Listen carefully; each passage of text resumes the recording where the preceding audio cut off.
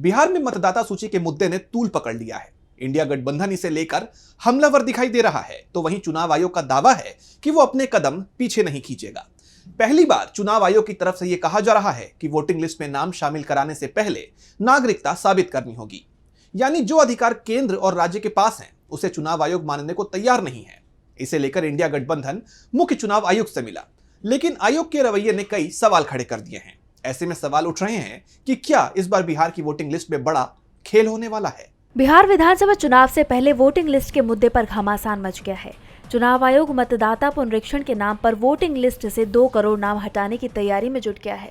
सबसे बड़ी बात तो ये है कि मतदाता फर्जी नहीं है, न ही विदेशी हैं, लेकिन अब उनसे अपनी नागरिकता साबित करने को कहा जा रहा है। जो लोग रोजगार की तलाश में कहीं दूसरी जगह चले गए हैं, उनके नाम भी काटे जाने की तैयारी में है। इसे लेकर कांग्रेस ने चुनाव आयोग पर तीखा हमला बोला है। बिहार कांग्रेस अध्यक्ष राजेश कुमार ने कहा कि हम चुनाव आयोग पहुंचे तो साफ महसूस हुआ कि आयोग बिहार के 20% वोटरों से उनका अधिकार छीनने का फैसला कर चुका है। सवाल ये भी है कि चुनाव आयोग की अधिसूचना के बाद मात्र 19 दिन में ये काम कैसे हो पाएगा। ये प्रक्रिया ना तो पारदर्शी और ना ही व्यवहारिक है। वहीं कांग्रेस मीडिया विभाग के प्रमुख पवन खेड़ा ने तो यहाँ तक कह दिया कि हमें चुनाव आयोग से मिलकर आभास हुआ कि हम गलत पते पर चले गए हैं। चुनाव आयोग बीजेपी के इशारे पर काम करता हुआ दिखाई दे रहा है। उसे किसी पार्टी के लिए काम नहीं करना चाहिए, सभी को अपने दायरे में रहकर काम करना होगा। यही लोकतंत्र की परिभाषा है।